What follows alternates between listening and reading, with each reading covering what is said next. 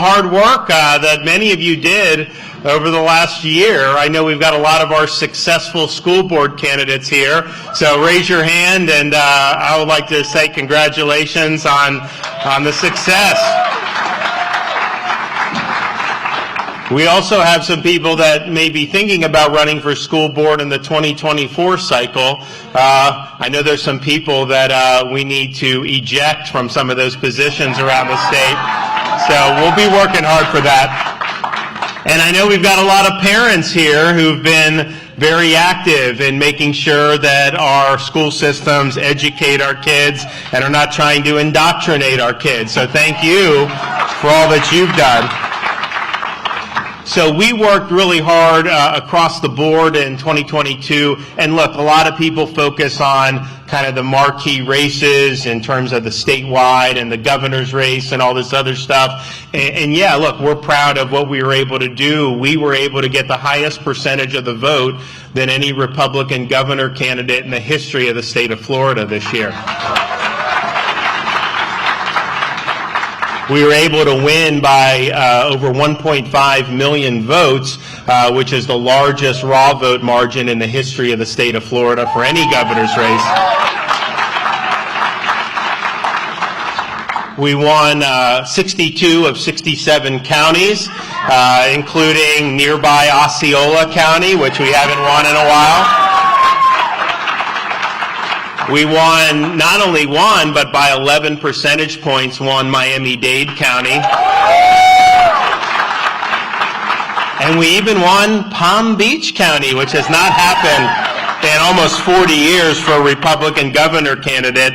And a lot of that went into that. I mean, at the end of the day, you win big when you produce big results. That's what it was driven. I mean, you know, we thought it was going to be a red wave across the country, and it's true. There are waves that happen, and when you get on the wave, you can ride a wave to big victories. Waves can pull mediocre candidates to victories. I mean, that happens, and it happens, it's happened in 1980 when President Reagan won. You had all these Senate candidates winning that no one even knew about because they didn't think they had a chance, and Ronald Reagan brought them over the top. We've seen it in different types of waves. So people thought that this was going to be a red wave, and we were working really hard in Florida to capitalize off that. And I think when people started seeing Florida's results come in, you know, we won just when they did the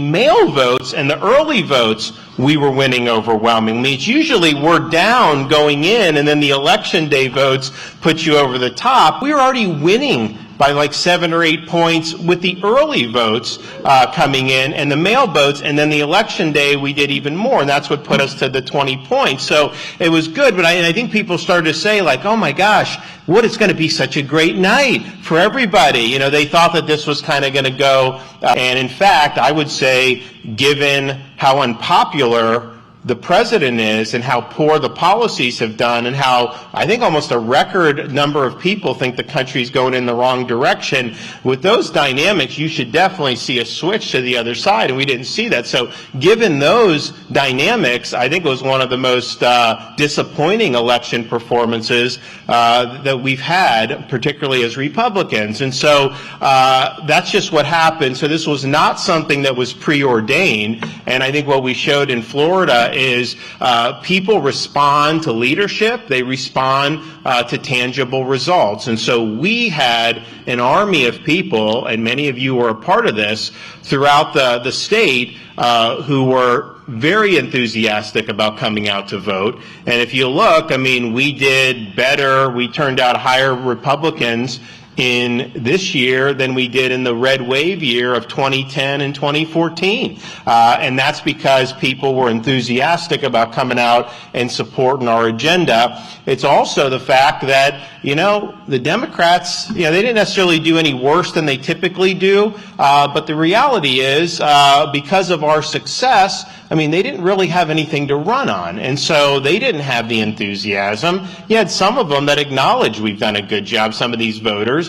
And so that was not good for them. And then you had the independent voters, and we think that, because there's different ways to judge this, but we think we may have won independent voters by 20 points in Florida. And so that's really huge. And of course, I mean, when you're winning Osceola and Miami-Dade, you're winning Latino voters big. And we did win Latinos big. Probably by, 15% or more, which I don't think any candidate on either side has done that in Florida, certainly in modern history. And so we were able to do that in ways that, those shifts in those counties. Again, people said that you'd see similar shifts in other parts of the country, and I don't think that you necessarily saw that like you saw in the state of Florida. But again, that was results-oriented. Those are voters that are being driven based on performance and based off what they're seeing in terms of the state and everything around it. And so we're proud of that. But I think of all the things that we did, and I think Secretary DeVos mentioned this, and I know many of you were involved in this. Our campaign set out a goal, and it was spearheaded by our First Lady, Casey DeSantis, to have 1 million mamas signed up as part of our campaign efforts. And we ended up with 1.1 million mamas signed up. And we included grandmas in that too. You have to because you're in Florida. So it wasn't as if it was 1.1 million that all had kids in school right now, but it was 1.1 million mamas who were signing up because they cared about these issues affecting our school system. And you've had a lot of people that have gotten involved in these school board races, either as volunteers, candidates themselves, what have you, who don't have kids in the school system, but they're doing it because they understand how important it is that we get this right. And they've seen it go in a bad direction across the country in particular for a long time. So they've come and they've done a lot, and it's resulted in, I think, the fact that we've been putting emphasis on this. We elected, what did we elect, like 28 of the 34 or 29 of the 34 that we got involved with actually got elected to school board in this election cycle. So that's a huge, huge thing because, in the past, nobody cared about these races. Nobody was paying much attention to these races except the teachers' unions. They would fund the races, and what happens is that you have, under our state constitution, school board races have to be, quote, nonpartisan. And so you're not allowed to run under a party label. So what the unions do is they'll go into like a conservative county, like Sarasota or Lee or some of these places, and they'll get behind a liberal candidate, but they'll dress them up as if they're reflecting the community's values. And it's hard to know as a voter because you get this information, this literature being sent to you that's union funded, and seems like the candidates are good and saying the right things. And then obviously once they get on the school board, they basically vote left, which is not consistent with the values of those communities. And so one of the things we want to do is wanted to help the candidates as much as we could directly, but we also spent a lot of money. I mean, I think we did, how much did we do? Does anyone know? In my tab, we did a couple $1 million, $2.1 million of support for like text messaging, mail pieces, robocalls, all that stuff. So we were putting that out on our end, and all we were doing, it wasn't rocket science, we were just educating our voters about who shared our values and who didn't. That's it. And we were confident that once they had that information, they were going to be able to make the right decisions. And it's interesting because in the August primary, which is when many of these races were determined, there was really no reason, if you're a Republican, to go out and vote in that primary for any like important high stakes races. I was not even on the ballot because no one filed against me to run. Wouldn't have ended well for them if they did file against me to run, but whatever. No one filed against the Attorney General to run. No one filed against the Chief Financial Officer. And I don't believe anyone filed against Senator Rubio as well. So none of those primaries, we didn't have any of those primaries. So why are you coming out to vote? There were some congressional primaries across the state, and so that drove some. But the number one thing statewide were these school board races. That was why Republicans came out. So we actually had more Republicans vote in the August primary than Democrats, even though Democrats had the governor primary and the U.S. Senate primary. Now, part of the reason we're able to do that is because before I became governor, we always had more Democrats than Republicans. Now we have 350,000 more Republicans than Democrats, and so it makes it a little bit easier. So you had I think we had like a 5.5 percentage point advantage in the August primary because our voters were coming out to vote for these school board races, and we were able to win most of them then. You know, there were some that went to the runoff, but I think we won the ones in the runoff in November. I know we missed one runoff very closely in Hillsborough, which we definitely would have won in the general because we won Hillsborough by a lot.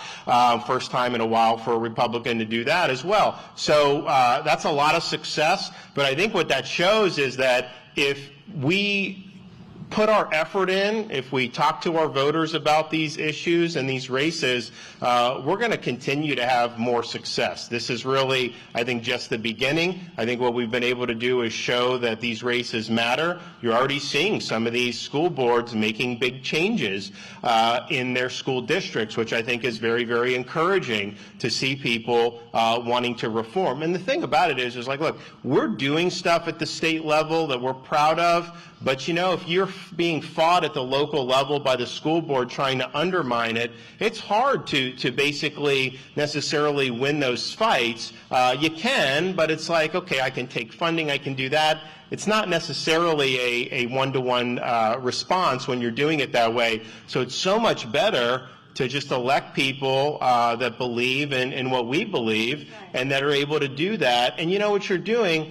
You're not doing anything special other than just reflecting the values of your communities. And for too long, these school boards have not reflected the values of the communities that they were supposedly elected to serve. And so we're proud of what we were able to accomplish in the election. I think that there was no state that did better on the Republican side in the country than the state of Florida, not even close, if you look at their election results. But, you know, that's not surprising because I would say over the last 4 years, there's no state that's done better than the state of Florida across the board. I mean, you see what's going on, with the economy. And I can tell you, if you look at the number of people that are employed in Florida today, compare it to how it was pre-COVID, we have way more people employed. You have a lot of these other states, the lockdown states, they still don't have the number of people employed now than they did in February of 2020. And in fact, when Biden will act like somehow, things are good with the economy, a lot of what he's pointing is just Florida and to a lesser extent Texas making the whole country look better than it is. If you took us out, you would see much worse results overall. And so we've been able to do that, and I think that that's been important for opportunity for people throughout our state. Our unemployment rate's over 1 percentage point below the nation's unemployment rate, and you see people talk about everyone's leaving the workforce, whatever. Our workforce is expanding and has been doing that for quite some time now. So there's a lot of opportunity here.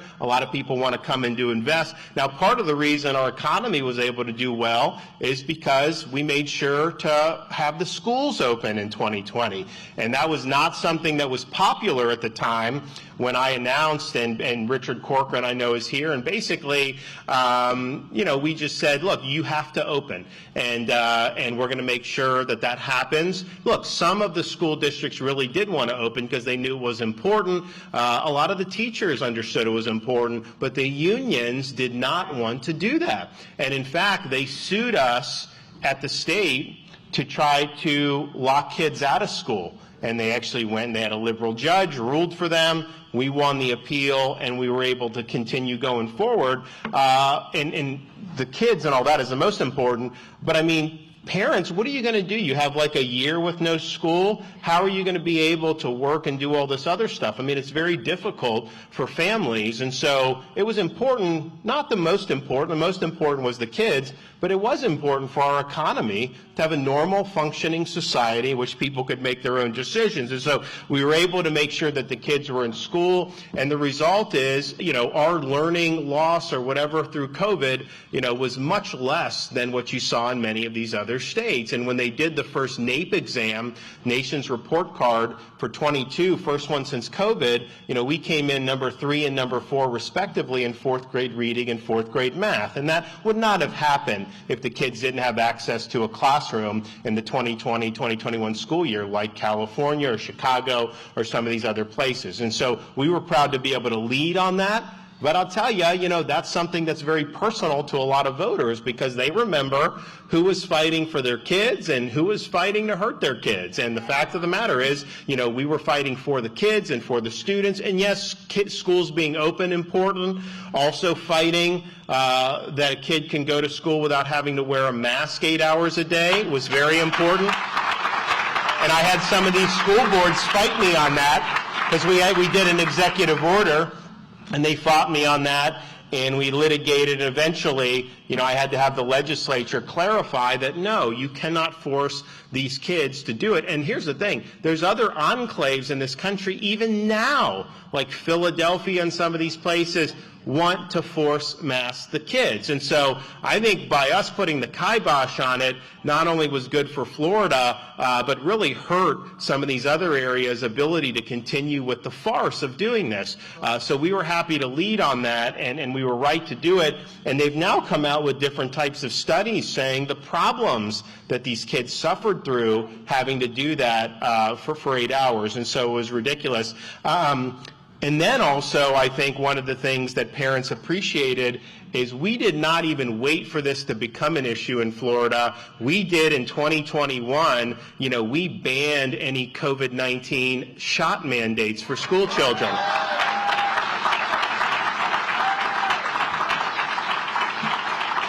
I mean, how ridiculous is this that they want to do, not just the school, they want to do 6-month-old babies with this. There is zero data to support that. And Florida was the first, and I think we still may be the only state in the country where our Surgeon General recommends against using COVID shots for under 18, for school children.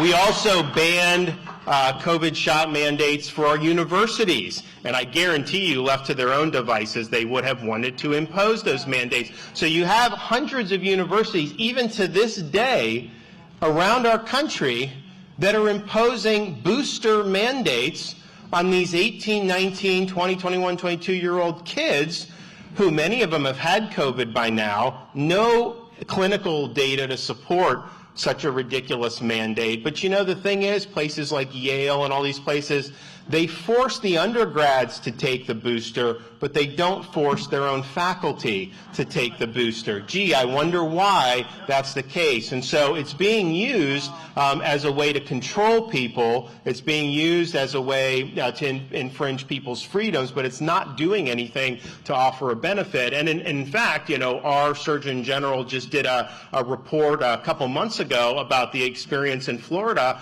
particularly for these young men, 18 to 39, and the increase in cardiac events that we have observed in Florida. And we don't have mandates or anything, but it is what it is. People make decisions. And so that's just the reality. So the fact that we'd be in a situation where there's parts of this country that want to force this on school children, like California, Washington, D.C., they want to force it on college students, and then the students have to make the decision, they're in their 3rd or 4th year of college, they just quit or because they don't want to do. So it puts a lot of pressure on people to have to make these decisions, and that's wrong. So we nixed that in Florida, and I look to see what Congress, I think they're finally nixing the COVID shot mandate for the military, which was ridiculous that they ever did that. And, we never did that in our National Guard, and so we said you have the right to do it. Now, the feds probably could have forced the issue, but we just said we're holding firm, and so we were able to keep a lot of folks employed here in the state of Florida. But it just shows you how divorced that is, how science has been used, quote science has been used really as a weapon to infringe people's basic freedoms, and the schools were probably the biggest focal point of that over the last 3 years, but military, jobs, all that stuff, and we always stood on the side of freedom and all those different things. But people remember that. They appreciate that. And here's the thing. It's not like a conservative issue when you're talking to parents about a COVID jab for an 8-year-old kid. That is something parents want to evaluate and make the decision for themselves. They do not want a bureaucracy forcing that decision on them and on their family. And so I can tell you the parents who were appreciative of what we did were not limited to parents who agreed with me politically across the board. These are parents that understand that some of these things, cannot be lodged in a government bureaucracy. So we're really happy that we were able to lead on those. We're also happy to, I think we were one of the first states to pass a Parents' Bill of Rights throughout the country, and I know many of you were involved in that. School systems are important, but they do not supersede the rights of parents to raise their own children. And that has to be made very, very clear, and the schools, they do serve an important purpose. In Florida, though, we embrace, it's not just 67 school districts that are important. It's homeschooling that's important. It's charter schools that are important. It's private scholarships to private schools for school choice. All of that is important, but in any of those things, obviously the parents, are in the driver's seat. And so we've helped correct that in Florida, not just with Parents' Bill of Rights, but also with our curriculum transparency legislation to make sure that parents have the right to inspect the curriculum that's being used in their kids' schools, to be able to know what library books are being put in there. And you'll hear the left say like, these conservatives want to, quote, ban books. I can tell you in Florida, as an adult, you can do whatever you want. There's not been any change on that. But the idea that a parent of like a 5th grader should just sit idly by if they have pornographic material in the library, I'm sorry, that is not acceptable. And so parents do have a right to make their voice heard. This stuff needs to be appropriate for the kids. And so we've armed parents with the ability to do that, and we also armed not just parents, it could be really any citizen, but when we have things like prohibitions on critical race theory in the K through 12 schools, we understand that us just doing that at the state level may not be enough, because you'll have some school districts that don't want to do, some school boards that don't want to do, maybe an individual teacher will want to virtue signal and violate. And so what we've done is we've given the ability to bring legal action against the school district if they are not following state standards. So the power has really been put in the hands of people that have the most serious stake in the matter, and I think that's a much better model than having our Department of Education say, okay, this county is violating critical race theory, therefore we're going to take $2 million from the school district. The way the bureaucrats will do, they'll take that out of the thing that's like the most sympathetic, or that people that are not guilty of doing anything. So it's not really a commensurate response when you have it. So now you have the ability to go in and to bring these legal actions that I think will be pretty much cut and dried if you have the material that's there. So it's really a bottom-up approach to ensuring good curriculum in the state of Florida, and we've done more than any state to arm parents with the tools to be able to vindicate the best interests of their kids in terms of their education. And if you notice with things like critical race theory, they never actually defend critical race theory on its own terms. You will not hear them saying that it's appropriate to say that a kid that's white is an oppressor and a kid that's black is oppressed, or to separate people based on race in the classroom and do things like that. They will not justify that publicly. They'll try to say, Florida doesn't want to teach about the civil rights movement or all this. other stuff, which obviously in our laws you have to teach about all those, because those are actually parts of history. But what's not is to try to divide people based on race, to use identity politics in the classroom. That is not consistent with what a good education is all about. And so we've gotten it right on that, and I think the fact that they haven't been able to really offer a good critique of what we've actually done is proof positive that they know their attempts to put ideology in the classroom is not popular with the broader public. And so we're right on those issues, and we just need to keep pressing forward and making sure that parents are able to vindicate those interests.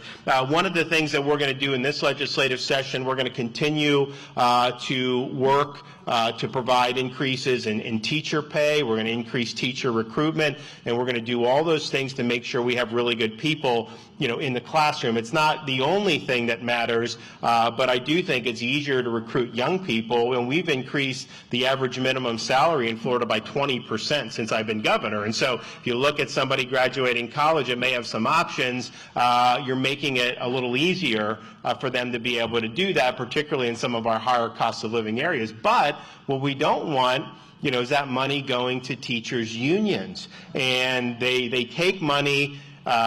My opponent in the governor's race had a running mate who was a union boss from Miami-Dade County. She was making like $200,000 a year as a union boss, and the teachers were not making even close to that much. And so why would we want the money going to there? And they get the money from these dues. They deduct the dues from people's checks. And so what we want to do in terms of that is do a paycheck protection legislation, which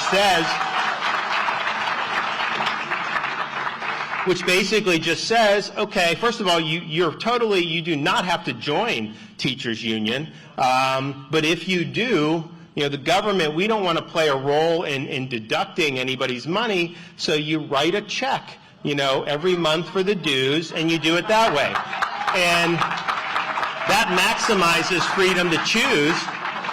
And I think it'll be a more accurate reflection of who actually wants to be a part of this or not. I think it's also important that, they're going to be able to be functioning. So look, the state of Florida, in our Constitution from 1968, it has in there public employee unions, all that other stuff. So that's just the reality. But, if you're going to be operating like that, you have to have a sufficient amount of people that are agreeing for you. So I think, they don't have a majority of the teachers who are actually signing up to pay dues. It should be decertified. You shouldn't be able to continue as a zombie organization that doesn't have the support of the people you're supposedly negotiating for. And so I think that will mean that as we'll do probably the biggest increase for teachers that we've ever done in Florida in this coming legislative session. But the fact that you're also doing this stuff like paycheck protection shows it's more of a guarantee that money is going to actually go to those teachers. It's not going to be frittered away by interest groups who get involved into the school system. And so I think those will be really, really positive reforms, and we're looking forward to doing that. And I think we're going to get big, big support in the legislature. We're also happy with our progress on school choice. I think since I became governor, we probably more than doubled the amount of students who are on private scholarships. I think we're up to about 240,000 of students on various types of private scholarships. It's not, some of it's low-income students, some of it is students with disabilities, but we've also been able to increase the income threshold, so it's more middle-income families. We said for law enforcement, all sworn law enforcement's kids can get one of our family empowerment scholarships now. Active duty military can get empowerment scholarships. So we're proud of that. We're also proud of, we now have 363,000 students in charter schools, which of course they're public schools, but they're not controlled by unions or school districts. Some of them have relationship with school districts, most of them do not. And what that's led to, if you took our charter population, 363,000 kids, it skews probably compared to the state as a whole, poorer. Probably a higher percentage of African American and Hispanic students in that charter population than the state as a whole. But that's still a lot of kids. Those kids, 363,000, if that was its own state, they would rank in the top 5 in academic performance in the entire United States of America. So I think what it's shown is, and what's happened in Florida, and this is not just with me, this has been happening for a while, is, okay, like a charter school, if parents don't like the product, and they're not sending their kids, and the charter just withers on the vine. I mean, they have to convince parents and prove to them that what they're doing is good. Well, the school districts for a long time didn't have to do that. I mean, if you I grew up in Dunedin, Florida, I went to Dunedin High, it's just the way it was. Well, what's happened is, because there have been robust charter options, robust private options, the school districts have had to increase choice opportunities within their school districts. So you now have situations like Miami-Dade, 70% of the students do not go to school at their local neighborhood public schools. Some go private, some go charter, some go to other public schools within the school district that offer some type of magnet program or something of that nature. So total in Florida, we've got 1.3 million students that are in some type of choice program, whether inside the district, whether charter school, whether private, and I don't think there's any state that has a higher percentage of students in choice programs than in the state of Florida. And so that's made a difference. It's increased performance because there's incentives for schools to do better. And if you're a school district, you lose students, guess what you also lose? You lose money. And people don't want that, so they got to figure out ways to compete and to get more students. And so I think we've seen that. I think it's been really, really positive. And there's different things that can be offered, obviously, in a charter setting that may not be able to offer in a school district. But there's also things a school district may be able to do. So they have more resources, they have more wherewithal than a charter could do. So we're going to continue doing that in terms of our choice agenda. And we think it's been something very, very positive. But people used to say if you do choice, it's going to be bad for public schools, but our school districts have done better since we've implemented choice in the state of Florida, and I think that's really, really clear. So we're looking forward to these upcoming, I know we just got through this election cycle, but the school board races in 2024, I think gives us an opportunity to flip some more of these boards throughout the state of Florida. And I know that there's definitely like individual school board members who've been very obnoxious over these last few years with how they handled COVID, masking, all these different things. And here's the thing. Okay, they're free to do that, but they are doing that representing constituencies who agree with us on all those issues, not agree with them on those issues. So we need to make sure we have good candidates ready to go in a lot of those races, and we will work to help illuminate the contrast in those races, and I think you're going to see very, very positive results in 2024 as well, because now people know, okay, August a lot of times is decided in these August races, and in some respects, that's a lot easier for a school board candidate. I mean, if you have two candidates running in August, you know, you have a liberal candidate and a mainstream conservative candidate, you will be in a situation where you just need to win the majority there. Obviously, someone's going to win it, but you know who's likely to vote in that election. General elections are more difficult because there's a lot more people that vote than in the primary. So if you're trying to influence and you're trying to educate, August is easier to do than November. I mean, November 24, of course, would be a presidential election, so you're going to have millions and millions of people voting, you know, in the state of Florida. It's going to be difficult to educate each and every one of them when it comes time for school board races. And so those August races are very, very important. You know, what I would just say throughout the state is, you know, we don't need to have like 5 conservatives running against 1 liberal in an August race. That doesn't really help us. It gives the liberal the ability to potentially even win it, but certainly not. So, you know, hopefully we'll have, you know, the good candidates come forward. I understand, you know, there may be some times where you have some competition, but let's just understand that it's not about any one individual. It's really about making sure that these school boards reflect the values of the community and that they're not a tool for a special interest, partisan, ideological agenda. And that's what's been happening across this country. So I'm happy that we've had success, but politics is cyclical. You think, oh man, we won, we're always going to win. No, that's not really the way it works. There's a yin and a yang to different things, and I think that 2022, that was, really good performance for us across the state, obviously. I mean, when you have no governor, Republicans ever gotten a higher percentage than we did, I mean, that's great. But to say that that's going to be the norm in every election going forward, I don't think that you should count on that. So these are important fights going forward. I think a lot of the teachers' unions were surprised at how much effort all of us put in to these races. Well, guess what they're going to do? They're going to double down, and they're going to come at it even harder, guns blazing, because this is an entrenched interest that they get their money from being able to be involved in these systems. And so you're doing it because you think it's good for your community or your kids or your grandkids or whatnot. They're doing it because they have personal interests at stake, political, partisan, financial interests at stake. So they are not just going to go quietly into the night. They are going to bring in more people. They're going to bring in more. And, the thing about it is I have no problem people doing what they believe if it's a different approach to education than me, but it's really not for them about education. It's just about advancing a partisan agenda.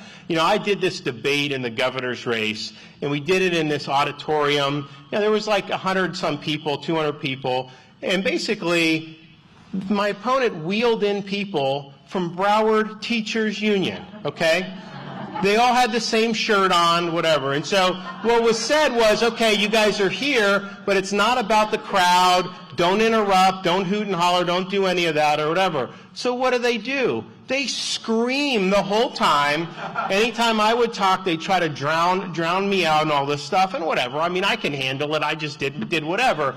But I'm just thinking to myself, these are people that are in our school system, and that's the way they're conducting themselves.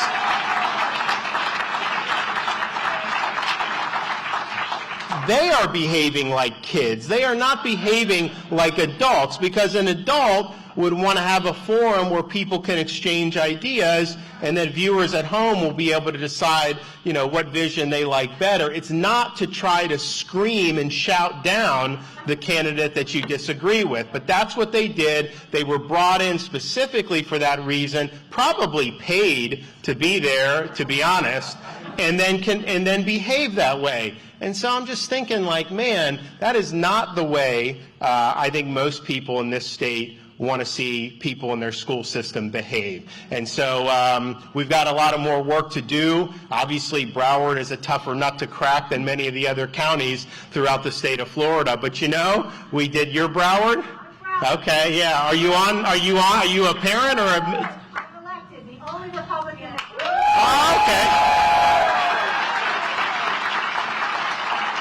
You're the only elected, but you also have Tory, and I think there's going to be a third, because I think that one guy's ineligible, and I don't think he's going to win his court case, and so more help is on the way in Broward.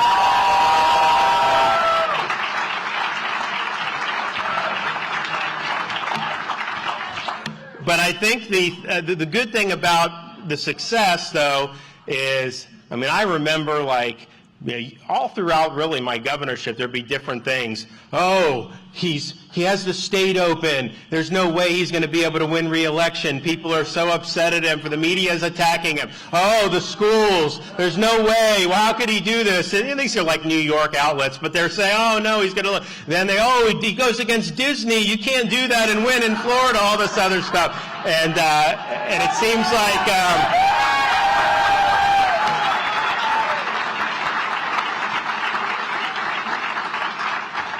And it seems like, and oh, by the way, not only stood up to Disney, but where most Disney employees live, Osceola County, we won the county.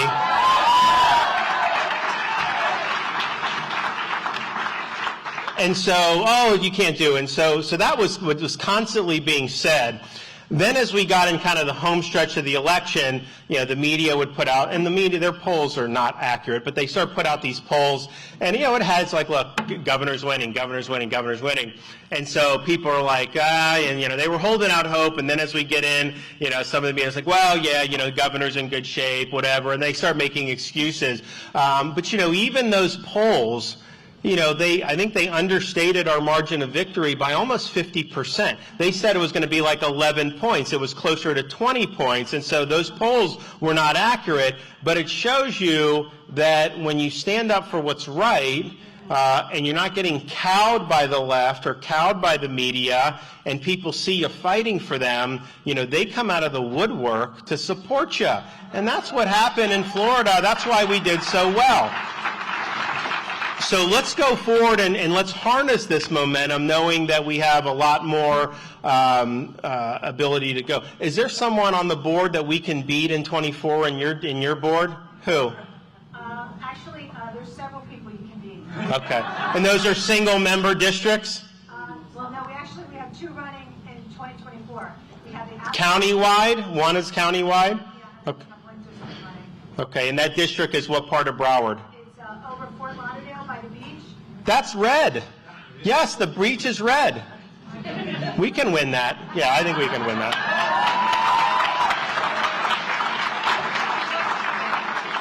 What other school boards can we flip in 24? Who?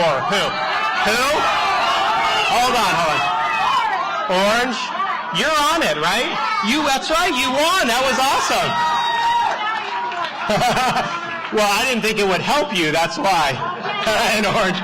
Although we didn't do that bad. Seminole? Where? Oh, Leon is tough. Where? We already got Sarasota. Okay. Who else? 4 seats in Duval County. So, where else? Pasco? Okay. What's the Osceola breakdown right now?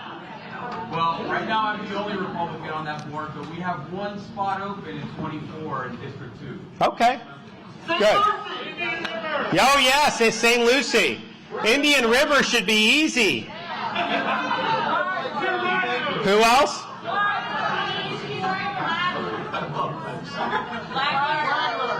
Flagler, yes. That was actually, I think we lost in Flagler. Didn't we lose one in Flagler? Yes.